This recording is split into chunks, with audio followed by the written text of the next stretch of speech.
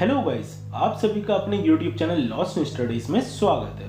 दोस्तों, हम सभी अपने जीवन में कोई ना कोई लक्ष्य निर्धारित करते हैं और पूरे उत्साह के साथ उसे पूरा करने में लग जाते हैं। पर जब हमें आशा के अनुरूप फल नहीं मिलता है तो हम निराश होकर उस लक्ष्य को अधूरा छोड़ देते हैं और किसी अन्य लक्ष्य की ओर बढ़ जाते हैं। और यही सिलसिला हमारे जीवन में लगातार चलता रहता है, मतलब एक लक्ष्य को छोड़ दूसरे लक्ष्य की ओर बढ़ जाना। तो दोस्तों, इसी बात पर गौतम बुद्ध का एक प्रसंग बहुत प्रचलित है और वह प्रसंग कुछ इस प्रकार है। एक समय की बात है जब गौतम बुद्ध अपने शिष्यों के साथ भ्रमण कर रहे थे। तब मार्ग पर चलते हुए वे एक गांव के निकट पहुंचे। वहां उन्होंने देखा कि कुछ किसान हताश और निराश खड़े अपने खेतों में लगी अधपकी फसल को निहार रहे थे और इस प्रकार चर्चा कर रहे थे कि अब हमें और इंतजार नहीं करना चाहिए, इस फसल को नष्ट कर पुनः अपनी पुरानी फसल को ही उगाना चाहिए।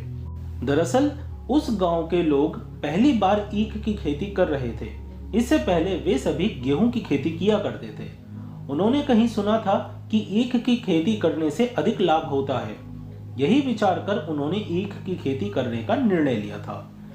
अब ईख को बोए हुए पूरे 8 माह का समय बीत चुका था, पर अभी तक ईख की फसल पूरी तरह से पककर तैयार नहीं हुई थी, जबकि गेहूं की फसल तो 4-5 माह में ही पककर तैयार हो जाया करती थी। इसी बात से निराश हो वे सभी लोग ईख की खेती को नष्ट कर पुनः गेहूं की खेती करने का विचार कर रहे थे।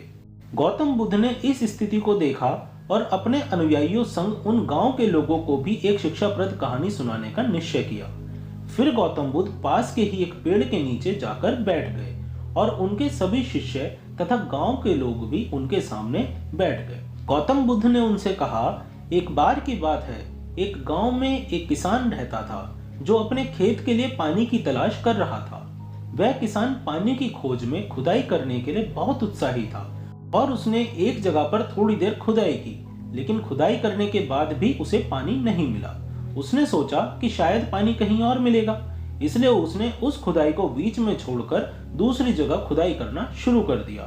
पहले गड्ढे की तरह दूसरे गड्ढे की खुदाई करने के बाद भी पानी नहीं मिला। पानी की तलाश में उसने कई जगह खुदाई की, लेकिन हर बार उसके हाथ निराशा ही लगी।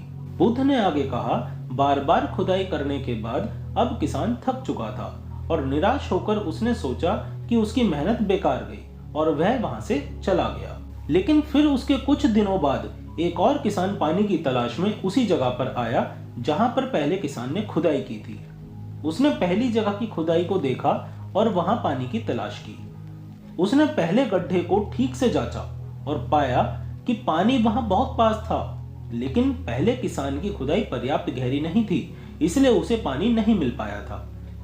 तो दूसरे किसान ने पहले गड्ढे को ही और गहराई से खोदना शुरू कर दिया और कुछ देर खोदने पर ही उसे वहां पानी मिल गया और वह पानी की खोज करके बहुत प्रसन्न हुआ।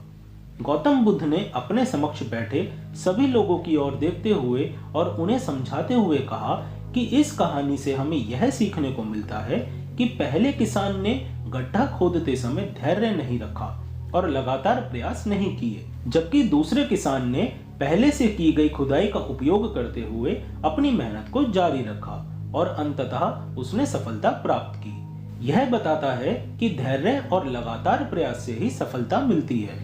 उन्होंने आगे कहा, हमारे जीवन में भी कई बार कठिनाइयां आती हैं और उन कठिनाइयों का डटकर सामना करने के बजाय हम निराश होकर जल्दी ही हार मान जाते हैं और इसी कारण हम सफल नहीं हो पाते हैं। लेकिन अगर हम धैर्य रखें और लगातार मेहनत करते रहें तो हमें निश्चित ही सफलता मिलेगी। यह गड्ढे हमारी मेहनत के प्रतीक हैं और यदि हम निरंतर प्रयास करते रहें तो हमें अपने लक्ष्य तक पहुंचने में सफलता जरूर मिलती है। गौतम बुद्ध की यह शिक्षाप्रद कहानी सुनकर वे सभी किसान बहुत प्रभावित हुए। उन्होंने समझा कि धैर्य और स्थिरता के बिना सफलता पाना बहुत मुश्किल है। अब उन्होंने ईख की खेती को नष्ट करने का विचार त्याग दिया और धैर्य और स्थिरता के साथ अपने खेतों में लगी ईख की देखभाल करने लगे और कुछ समय पश्चात ही उनके खेत ऊंची ऊंची ईख से लहलहाने लगे।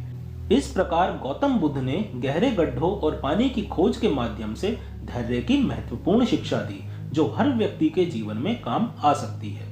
तो दोस्तों, मैं आशा करता हूँ कि आपको भी ये कहानी बहुत प्रेरणादायक लगी होगी और आपको इससे बहुत कुछ सीखने को मिला होगा। तो दोस्तों, अगर आप आगे भी इसी प्रकार की और शिक्षाप्रद कहानियां सुनना चाहते हैं तो इस चैनल को सब्सक्राइब करके बेल आइकन जरूर दबा लें और आप बने रहें हमारे इस चैनल के साथ।